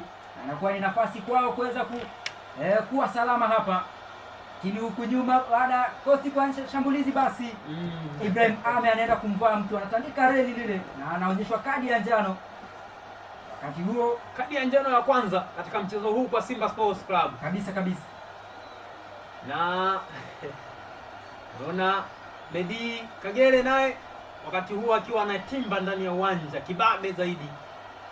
Na anachukua nafasi ya Captain John Raphael Boko. John Raphael Boko anakwenda nje, anaingia Medi Kagere Terminator ambaye anatoka na magoli 15 kwenye ligi, ndio kinara. Lakini ambaye anaingia yuko nafasi ya 4 kwenye ufungaji bora akiwa na magoli 11. Medi Kagere mwamba huyu kutoka nchini Rwanda akiwa tayari amekwisha wachungulia magoli kipa mara 11. Na sasa dakika 56, Didier Gomez Darosa kocha wa Simba anamwambia ingia, labda unaweza ukafanya jambo. Mwenzako Chris Mugalu amekwisha fanya, John Boko amekwisha fanya, nafasi ni ya kwako. Ni pia zawadi yake ya kadi ya njano, kadi ya kwanza ya njano kwa Simba Sports Club katika mchezo huu hapa. Na mpaka sasa naona mashabiki kule wamemisi style ya kushangilia ya Medi Kagere. Wanaonyesha ishara kwamba brother, tunahitaji tuone hizo mambo zako za kuziba jicho moja. Na huenda mambo akawa vizuri hapa na mkashangilia na Medi Kagere. Kati John Raphael Boko nadhani kuna hitilafu ameipata mpaka ametoka. Kama nipo sahihi, kwa sababu unaona amekaa kule, lakini kama anafungwa nini kwenye mguu wake pale, kama misuli haiko sawa. Haya, sasa vijana hao Coast katika lango la Simba Sports Club jaribu kutafuta njia sasa upande wa pili kabisa kule. Ugando Haji simama vyema kabisa Simba Sports Club. Haya, Luis Jose Mixoni anapenyeza ndefu. Yes, Moshimba Mugalu anaenda kwa hakiki. Abubakar Abbas anasimama vyema, anaondosha mpira ule nyuma. Haya, sasa vijana hao David Kameta katikati, upande wa pili huku Elasto Edward Kratos Chota Chama fundi Ibrahim Ame Chama anagongeana Gadiel Michael, anawekwa chini, refa anasema ni foul. Michael alichezewa foul, faida hiyo kwa Simba Sports Club. Medi Kagere ameanza na ubishani na refa. Jambo anaambiwa akabadilishe. Aliruhusiwa kwenye mchezo huu hapa. Anaenda kubadilisha. Yaani kuna kitu anaenda kubadilisha pale. Moja ya jezi yake bwana ya ndani. Basi hairuhusiwi kuivaa. Ama inafanana na Coastal Union, basi refa amemwambia utoke nje kwanza ukabadilishe. Sasa Simba Sports Club anasimama vyema. Abubakar Abbas anatulia. Abuza huo mpira upande wa pili kule kwa Hans Masoud upande wa pili ya uwanja, anarudisha tena. Masoud anachezeana pana, anagongeana na Bihak. Safe Bihak ametulia.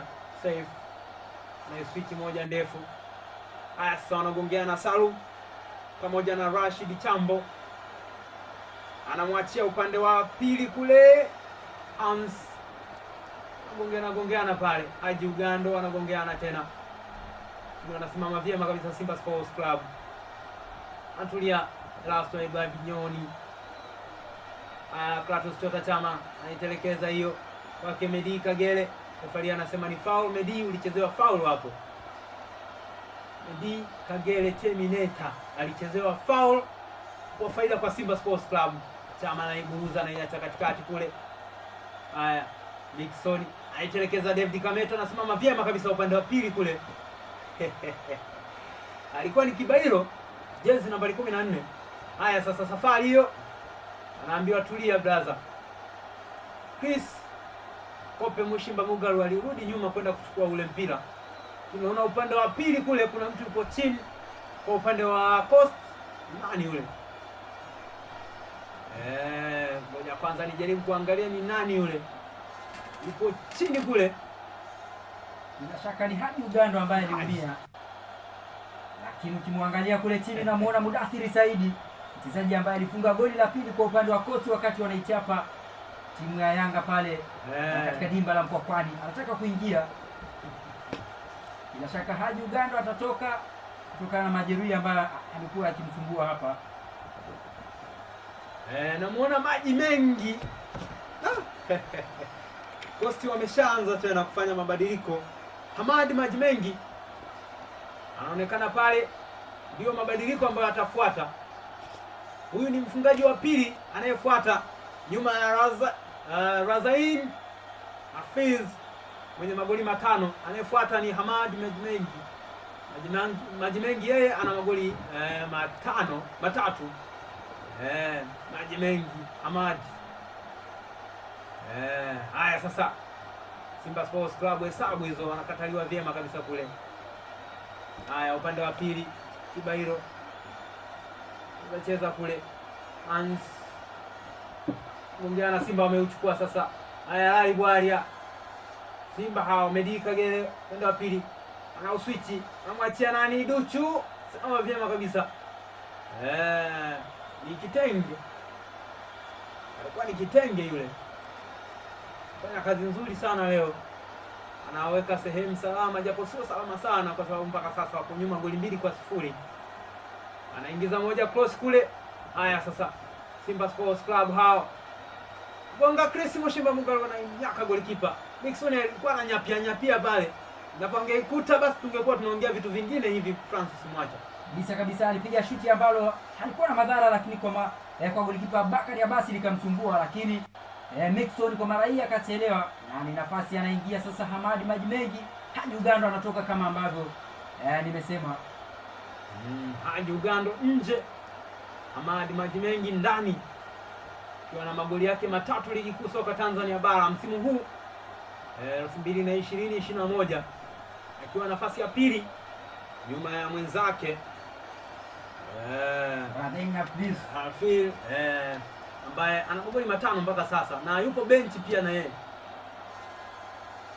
Wafungaji ambao wanafanya vizuri safu ya ushambuliaji ya Coast wote wameanzia benchi. Ingizo moja Coast pande ya pili kule, Medi Kagere anaitelekeza. Sasa Mungiana Kagere Chama Kagere Chama Bwalia Lali Mungiana na Bwalia ayacha Gadiel Michael Haya sasa Lali Bwalia ongeza nyuma kabisa huko, na switch ndefu upande wa pili.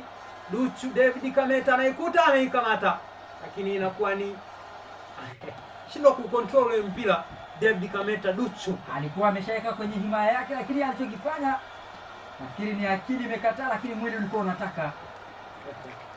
Shindwa kufanya maamuzi pale, na ule mpira na inakuwa ni faida kwa Coastal Union kuweza kuanzisha goli kitu. Na golikipa Bakari Abasi anaamua kumsaidia kusababisha makosa. David Kameta Duchu anaamua kupiga mpira ule nje. Haya sasa Simba wameshaanza ngoma hiyo. Gadiel Michael nyuma kwake Ame na Kennedy nyuma kabisa huku. Ame Ibrahim Ame gonga katikati, Nixon anaiacha. Haya sasa Elasto Edward Nyoni safari hiyo upande wa pili. Medi Kagere nyaka vizuri kabisa. Abubakar Abbas anasimama vyema na anakuwa shujaa kwenye hili shambulizi ambalo Simba Sports Club wamelifanya kwa sasa. Haya sasa shaanza safari hiyo vijana katikati ya uwanja. Salum Abdul Suleiman Sichikula anasimama. Abubakar Abbas anauchukua. Haya sasa Simba Sports Club anaenda kuchukua huko mbele. Vijana wa Coast wanapenya hao, wanavuka katikati ya uwanja upande wa pili.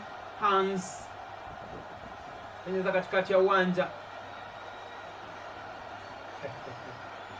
Tukicheza hapa vijana wa Coast. Haya, anaingiza cross moja nzuri kabisa kule, nyaka vizuri kabisa kule, anasimama vyema kabisa. Ilikuwa nafasi moja nzuri sana kwa upande wa Coastal Union kusafisha makosa, kupunguza japo goli moja hili ili warudi tena mchezoni. Hansi Masudi anaingiza cross safi kwake kutafuta pale Mudathiri Saidi, kijana ambaye aliwahi kuwafunga Yanga goli la kwanza. Mchezo ambao Yanga walipoteza wa kwanza, basi ni Mudathiri aliweza kuwafunga. Haya, inaingizwa kona moja nzuri kabisa kule, anasimama vyema kule. Haya sasa cheza vijana wa Coast nyuma, na kwa nini ni foul na itapigwa kuelekeza lango la Simba Sports Club. Medi Kagere alifanya yake upande wa pili kule, na referee anasema hapana, siko hivi, na zawadi yako hapa, zawadi ya njano, kadi ya njano ikiwa kama zawadi kwa kazi nzuri ya kumkaba. Lakini amemkaba na amemuumiza pia, sio mbaya akampa zawadi. Kadi ya njano si haba. Huko akiwa analalamika anasema mbona umenipatia ndogo? Haya sasa kadi ya pili ya njano kwa Simba Sports Club. Ya kwanza alipewa Ame Ibrahim, ya pili hiyo hapo anapewa Medi Kagere. Gongeana vijana. Gonga moja, anasimama vyema Beno Kakolanya. Beno Kakolanya anaanza ule mpira na uacha chini. Beno Kakolanya anawacha upande wa pili. David Kameta wanagongeana kule. Ame Ali Ibrahimu Ame mlazimishaanza kuchanganya hapa Francis. Ame Ali na Ibrahimu Ame. Haya sasa Kratos Chota Chama Kratos anamzunguka pale, referee anasema ni foul. Baada ya kukaba mpira ukamkaba Kratos Chota Chama mabega yake. Chama alitoka na kijiji kule nyuma, lakini kijana Chombo akaamua mcheze refu, lakini Simba wanafanya mabadiliko. Namuona Saidi Hamisi Ndemla akiwa anachukua nafasi ya Kratos Chota Chama. Ni Rui Jose Mixon yule. Yes, Rui Jose Mixon. Ni Kratos Chota Chama bwana. Jezi nambari 17. Kratos Chota Chama. Saidi Ndemla ndani, Kratos Chota Chama nje. Haya sasa shaanza vijana wa Coast upande wa pili. Tulia, na kwa nini utakuwa kurusha kuelekeza lango la Simba Sports Club. Alisimama vyema kabisa baba mwenye nyumba Kennedy Juma. na Coast kama wamechangamka hapa Mwambipa. Dakika hizi kadhaa wamefika kwenye robo ya Simba mara nyingi zaidi, tofauti na kipindi cha kwanza, lakini wanakosa mawasiliano pale mbele. Kitendo ambacho mashambulizi yao yanakuwa hayana faida kwa upande wao, kwani wanashindwa kupata bao hadi dakika hii. Haya, wanarusha vijana wa Simba Sports Club. Gadiel Michael anaenda kurusha ule mpira, ni kana kwamba anasukumwa, anaenda taratibu, ameshaurusha tayari, sharudisha kwa Kakolanya, naye Kakolanya amempasia Ibrahim Ame pande wa pili, anamwachia David Kameta. Duchu na mpira ana switch upande wa pili kule, Kagere anaupiga kwa kifua. Gadiel Michael, haya sasa Lali Bwalia anamwachia Medi Kagere. Haya, Gadiel Michael, wow! Nini hii Gadiel Michael? Francis Mwacha, naomba nisaidie, sijaelewa anachokifanya Gadiel Michael. Yeye na golikipa, yeye mwenyewe haamini alichokifanya. Badala ya kupiga golini, basi akapiga kule kwenye kona, na unakuwa ni mpira wa kurusha kuelekea langoni mwa Simba. Lakini sasa itabakia kwamba beki ni beki bwana, au tuseme upande ambao alikuwa yeye anatumia upande wa mguu wa kulia wa kushoto, lakini mpira ulikuwa upande wa kulia.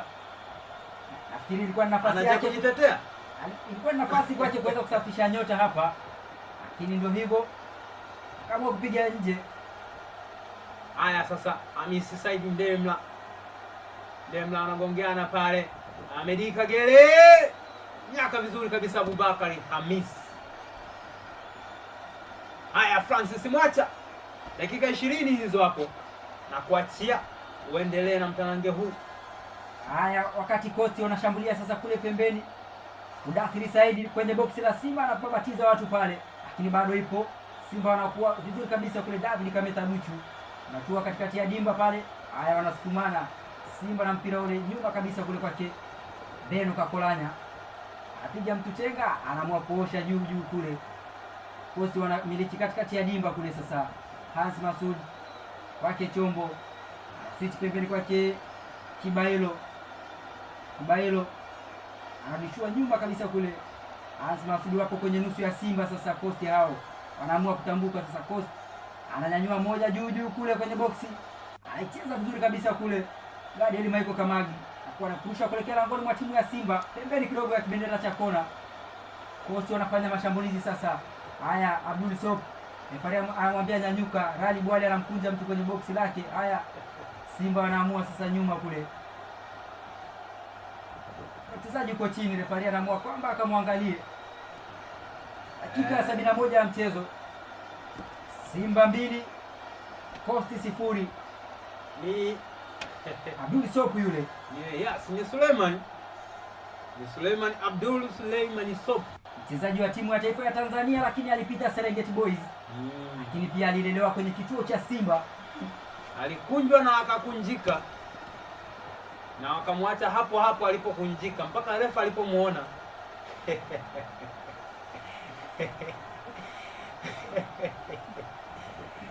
Hakika kuna vitu utakuwa unavifanya Francis Mwacha, lakini mpaka wewe mwenyewe unajicheka kabisa. Nikikumbuka kitu ambacho alikifanya ndugu yangu Gadiel Michael, kuna vitu ukivifanya wewe mwenyewe utakuwa unajicheka endapo ukiwa unakumbuka kile ambacho ulikuwa unakifanya. Mpaka dakika hii hapo Mwambipa, dakika 72 ya mchezo, Simba 2. Matokeo yakibakia hivi, basi Simba ni rasmi atakuwa bingwa wa Tanzania kwa mwaka 2020-2021. Haya, na switch mbele kule sasa, Simba wanakwenda, refa anasema kwamba ni offside. Kijana Gadiel Michael Kamagi alikuwa tayari umekishajenga kibanda kwenye lango la Coast. Wanaanza nyuma sasa, huku Coast Union washavuka mstari wa katikati, pembeni kwake Kibailo Hans Masudi. Sasa Mudathiri anasukuma kwa kurusha kuelekea langoni mwa timu ya Simba. Tena ni Juma ameenda kuhakikisha mbele kidogo ya kibendera cha kona. Coast hawana kupoteza muda sasa, anarusha Mudathiri Said pembeni kule, lakini anatoa mpira ule nje mwenyewe. Wanakurusha faida kwa Simba hivi sasa kuelekea langoni mwa timu ya Coastal Union. Mchezo mkali kweli huu. Simba wakiwa wamevaa jezi zao nyekundu, ni Coast wakiwa wamevaa uzi wao mweupe. The Fox hawa dhidi ya The Lion, Simba Sports Club. Lakini pia Francis Mwacha na Coast wana jezi nyeupe na nyekundu kama ilivyo kwa Simba Sports Club. Jezi nyeupe na nyekundu. Mgeni hapa ndiye aliyevaa jezi nyeupe ambaye ni Coast. Mwenyeji Simba Sports Club vaa jezi zake nyekundu ambazo ni jezi za nyumbani. Lakini hata majina kuna kushabiana. Coast wakiwa wanajiita The Fox, kwa mwitu hawa, lakini Simba wakiwa ni Simba. Wengine wakienda mbali zaidi wakisema kwamba kuna kaundugu kalikuwepo kihistoria kati ya Simba na Coast, lakini Yanga na African Sport. Lakini hapa si unaona mmoja mnyama mkali, mmoja mnyama ambaye anamwogopa hata binadamu akiwa anatembea. Haya, nafasi kwa Simba. Saidi Ndemla sasa anaishichi pembeni kwa Kigadi, Michael Kamagi ananyanyua moja ndefu kule, anakuwa vizuri kabisa kitenge pale. Kwa nafasi kwa Coast sasa, anampunguza Gadiel huyo. Haya, so anakataa vizuri Kennedy Juma, mchezaji wa zamani wa Singida United huyu, kwa anacheza yeye na kipawa kipindi hicho, Coast ikiwa ya moto kweli kweli, Singida United kundaji. Lakini ukiangalia Kennedy Juma amekuwa akiingia mara kwa mara kwenye kikosi cha Simba Sports Club, akiwa anafanya mabadiliko au ile rotation kati yake yeye, Pascal Wawa pamoja na Patrick Acheng Onyango. Haya, nafasi kwa Coast kule pembeni kule, anajaza ndani kule, anakuwa vizuri kabisa Ibrahim Ame. Nixon ana control, inakataa, anachukua Salim Ali, ulisha nyuma kabisa kule kwake Abubakari Abasi, golikipa huyu ambaye mpaka dakika hii amefanya save za kutosha. Nyuma kabisa Abubakari Abasi hajaamua switch wapi, anaambia twendeni mbele, ananyanyua moja juu kabisa huku, inaenda kutua pale kichwani kwa Mudathiri Saidi. Sasa nafasi kwa Coast, ana switch pembeni kule, anatoka vizuri kule golikipa Beno Kakolanya na kuweka kwenye maya yake haraka, anaanza pembeni kule. Haya, Rali Bwalia anajua weke wapi, bado na mpira ule. Bwalia anazunguka, Bwalia kisha nyuma kabisa kwa Erasto Nyoni anaweka pembeni kwa Kennedy Juma. Kennedy anasogea, anavuka mstari wa katikati, ana switch pembeni huko kwa Kigadi, Michael inakuwa ni ndefu, inatoka nje, kwani wakurusha kuelekea langoni mwa timu ya Simba. Dakika 76 ya mchezo, Simba 2 Coast 0. Tangazo mbashara kabisa na ni Francis Mwacha mwenzangu akiwa ni Bahati Mwamvipa, Imani Radio tukiwa kwa hewa. Haya, sasa Mudathiri anaangalia wiki hapa na switch pembeni kwa Abdul Sopu, nafasi kwa Coast sasa, anaangalia bado, anaweka wapi kwenye boxi sasa, ameingia, cheza vizuri kabisa pale Kennedy Juma. Haya, Rali Bwalia sasa, Simba wanakwenda, wanavuka mstari wa katikati, Rali Bwalia anaiswitch katikati kule, referee anasema kwamba ni offside. Medi Kagere offside, lakini wachezaji hawajatambua hilo, bado wanaendelea kucheza. Walikuwa wapo kwenye moto kweli kweli. Mshika kibendera tayari alikuwa ameshaamua hiyo ni offside. Simba walikuwa wamezidi, lakini hata vijana wa Coast pia kwa sababu ya tempo ambayo anayo, kasi ya ajabu, wanatamani kurudisha haya magoli haraka. Kwa hawaoni mshika kibendera anachosema. Simba wanafanya mabadiliko hapa. Hassan Dilunga HD, mchezaji wa zamani wa Mtibwa Sugar pia na Yanga alipita, HD wa Kimanyema. Na anatoka Chris Mushimba Mugalu, Mkongomani huyo ambaye alitoka ligi ya Zambia pale. Ndio amefika msimu wa kwanza tu tayari amefunga magoli 13 kwenye michezo 17 akiwa na assist 2. Si hapa kwa sababu kuna washambuliaji ambao wapo lakini hawajafikisha idadi hiyo. Kwa hiyo kwa upande wa Chris Mushimba Mugalu, mafanikio tosha sana ndani ya Simba Sports Club kufunga magoli hayo. Haya, Simba ana switch mbele kabisa kule, ataifikia Gadiel Michael, amefikia. Haya, anamchekecha mtu Hassan Dilunga na mpira ule anaweka katikati kule, Saidi Ndemla mzee wa mashuti katikati ya dimba. Simba sasa wanatamba na ngoma ile. Erasto Nyoni ana switch pembeni kule. Haya, amna offside, nafasi kwa Simba, Chama piga kule, anatoka nje. Inatoka nje. Jose Mixon yule kama kawaida yake. Kwa mara nyingine tena golikipa Bakari Abasi azidi kutakata hapa Mwamvipa. Heko kwa Abubakari Abbas, kazi nzuri anaifanya. Lakini Luis Jose Mixon kama kawaida yake maeneo kama yale shuti kama anaua nyoka, shuti moja matata, lakini Abubakari Abbas naye anamwambia si haba, na mimi niko vizuri, anaiokoa Coast kuruhusu goli la 3 hapa. Haya, Simba wanaanza nyuma kule, mpira wa kurusha, David Kameta anaacha nyuma kabisa kwake Ibrahim Ame, kati ya Dimba Saidi Ndemla na chopu mpira ule mbele kabisa, lakini mara nyingine tena ni offside. Simba wanakuwa kwenye eneo la kuotea, wamekishaanza Coast kule nyuma. Sasa Hansi Masud katikati kwake Kitenge na switch mbele kabisa kule kwake Mudathiri, hata control ameshindwa. Nafasi kwa Simba, amecontrol Simba, anaucheza usitoke, lakini bado yupo kwenye himaya ya Coast. Salim Ali anaweka kule pembeni kwake Abdul Sopu na Gadi, switch katikati ya Dimba, anachakata hapa vijana wa Coast pembeni kabisa kule kwake Hassan Kibailo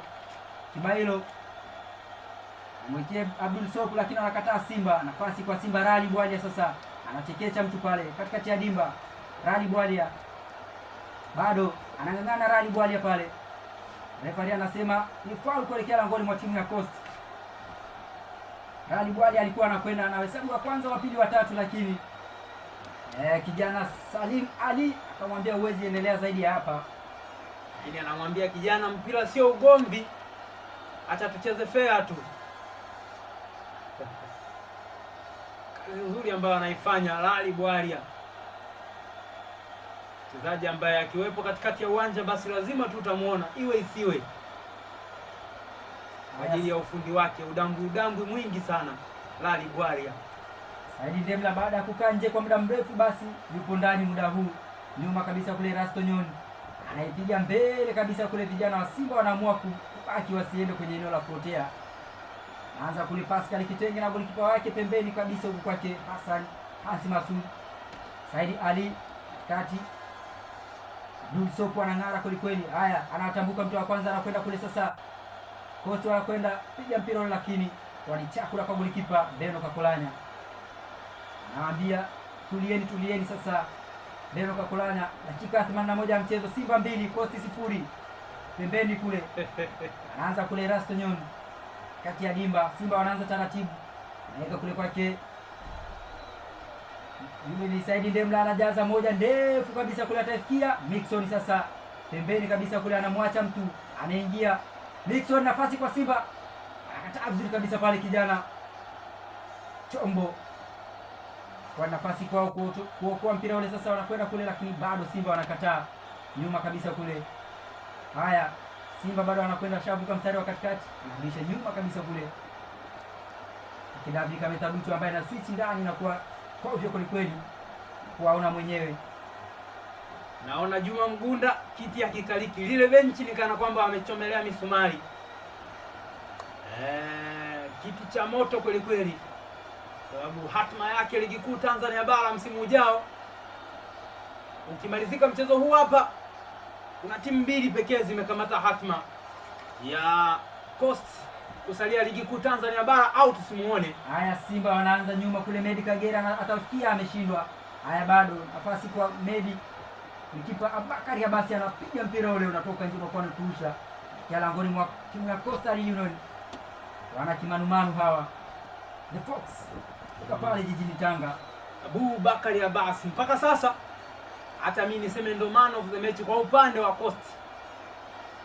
Kwa michomo ambayo michomo kadhaa ambayo Simba Sports Club walikuwa wanahesabu kama magoli. Achana na lile la Gadiel Michael. Lile tutaliweka kwenye vitabu vya historia. Sawa Mwambipa, hapa ni 2-0, dakika ikiwa ni 82. Dakika zinaenda haraka kweli kweli kwa upande wa Coastal Union, ambao kama wakipoteza mchezo huu wanabakiwa na alama 34 na watakuwa wanabakiwa na michezo miwili pekee, na wako katika nafasi ya 17 kwenye ligi, na zinashuka timu 4 mpaka nafasi ya 15 zinashuka moja kwa moja. Juma Mgunda na vijana wake watajitetea vipi? Ngoja tuone. Wana dakika 7 hapa. Kule pembeni kabisa kule Rasto Nyoni, nyuma moja ndefu kabisa huku, atauwai, amewai, nafasi kwa Simba hiyo, anaingiza ndani kule, anakataa vizuri kabisa kule. Wanakosa nafasi ya wazi hapa Simba kwa mara nyingine. Ilikuwa ni nafasi ya Gadiel Michael kusawazisha makosa, kutuambia kwamba mara ya kwanza ilikuwa ni bahati mbaya, lakini mara ya pili tena na wenyewe anakosa kufanya. au kusawazisha yale makosa yake. Hesabu nzuri, lakini alivyomaliza amemaliza vibaya. Ameshuka njia nzuri, lakini pale kwenye sawa na tumepata jibu ambalo sio lile ambalo tulitaraji kulipata. Haya, mchezo huo ukiwa unaelekea ukingoni, Simba 2 Coast 0. Nafasi kwa Simba kuweza kuanza kule nyuma, lakini mchezaji wao Gadiel Michael yuko chini kule kwenye lango la timu ya Coastal Union. HD yule gangwa Gadiel Michael Kamagi.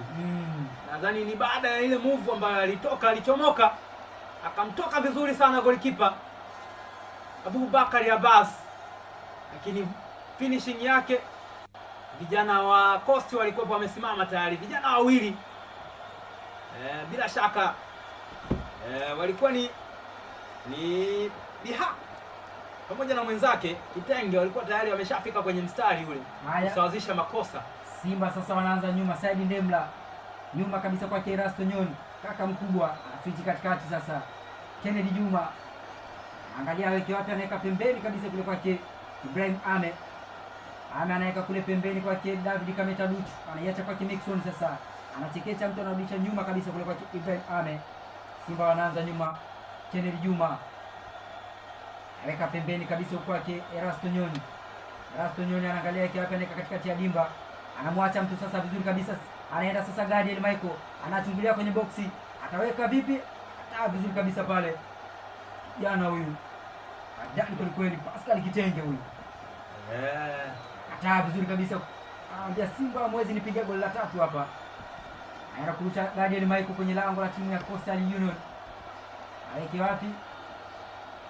Bado hajajua arushie nani, anamrushia kule Rali Bwalia, anaweka nyuma kabisa huku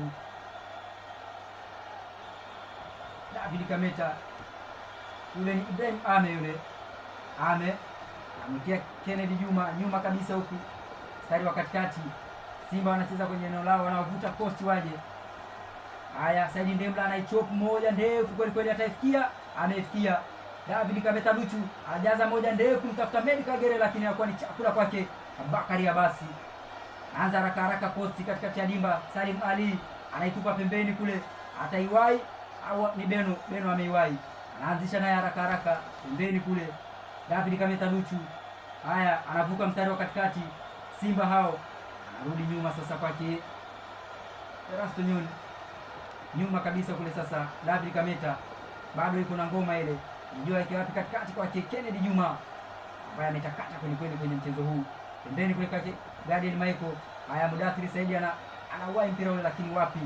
Simba wanaondoka sasa, switch pembeni kule kwake Gadiel Michael, kibendera kiko juu bendera kiko juu, lakini golikipa Bakari Abasi anaanza haraka pembeni kule Kibailo katikati ya dimba.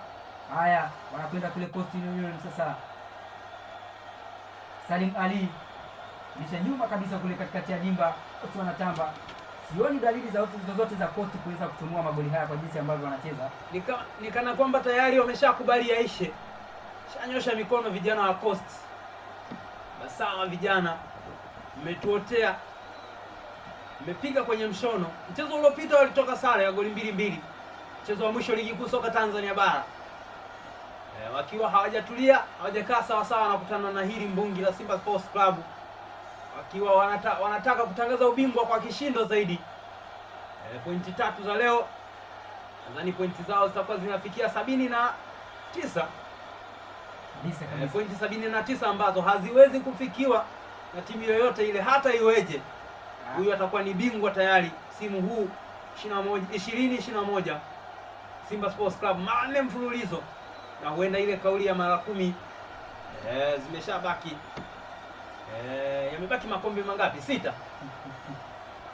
Haya, mwamuzi anamwambia kwamba David Kameta Duchu na Medi Kagere mmemchezea rafu Hassan Kibailo. Pasi kwa Kosi kuanza kule nyuma kule sasa, kwenye kibendera cha kona kule, wanaanza haraka. Haya, Kosi hawa wanatakata sasa katikati ya dimba, kataa vizuri kabisa pale Erasto Nyoni. Wanaondoka sasa Kosi, safari hiyo Haya switch pembeni, lakini anakataa vizuri pale gadi ili Michael Kamagi amisha nyuma kwake Ibrahim Ame. Haya Erasto Nyoni amekia kule Saidi Ndemla. Nyoni sasa katikati ya dimba, Wing Jose Nixon. Haya wanakwenda sasa, Simba wanakwenda kwenye eneo, Medi Kagere piga kule, lakini wanakataa vizuri pale. Sasa yule beki siki kweli Kitenge yule alikuwa ni Pasco Kitenge, ndienda mzima kati Medi Kagere akipiga hesabu zake, naye alikuwa anapiga hesabu zake na majibu yakapatikana, na Kitenge akawa man of the match kwa mchezo huo, kwa dakika hiyo ambayo Medi Kagere alikuwa anaenda kufanya shambulizi. Haya Simba wanaanza sasa biriani lao. Haya Erasto Nyoni nyuma kabisa kule, Saidi Ndemla, Kennedy Juma katikati ya dimba, wanarudi nyuma Simba. Ibrahim Ame anajua akiwa hapa mkia Kennedy Juma, amemshia tena Ibrahim Ame katikati ya dimba. Simba wanaondoka sasa, nafasi hiyo kwa Simba kwenye eneo la hatari pale. Simba wanakwenda, nafasi hiyo kwa Simba, anapiga pale shuti mtekelea, anadaka manuari kabisa. Bakari Abbas anaweka sefu hapa, vijana wa Coast kwa mara nyingine. Coast wamekushaanza haraka, dakika 2 za nyongeza, dakika 2 za Coast, kila dakika wafunge goli moja ili kusawazisha. Sijui kama inawezekana, Francis Mwacha. Huwa yanawezekana pia. Haya nafasi kwa Coast kule, nafasi kwao, hatari, piga kule, lakini anakataa vizuri pale, analala manuari kabisa pale. Kennedy Juma, kijana Mudafiri Saidi alikuwa anamchungulia Beno Kakolanya, lakini inakuwa ni kona kuelekea langoni mwa timu ya Simba. Dakika ikiwa ni ya 90 na ikiwa 91, ashaanza haraka anapiga shuti ambalo ni mtoto kweli, inakuwa ni nafasi kwa Simba kuokoa. Haya nafasi kwa Simba sasa, wanaondoka kwa kasi kweli, anaiswitch pembeni huku, anakataa vizuri kabisa kule. Haya bado nafasi kwa Simba kule pembeni kabisa kule, Medi Kagere, nafasi kwa Simba, anakataa vizuri pale. Goli la wazi wanakosa hapa Simba. Bado anatafutwa. Acha ni msifu Abubakar Abbas kwa kazi nzuri anayoifanya. Haya bado Simba wana nafasi tena, wanazidi kukosa, lakini bado nafasi kwa Simba.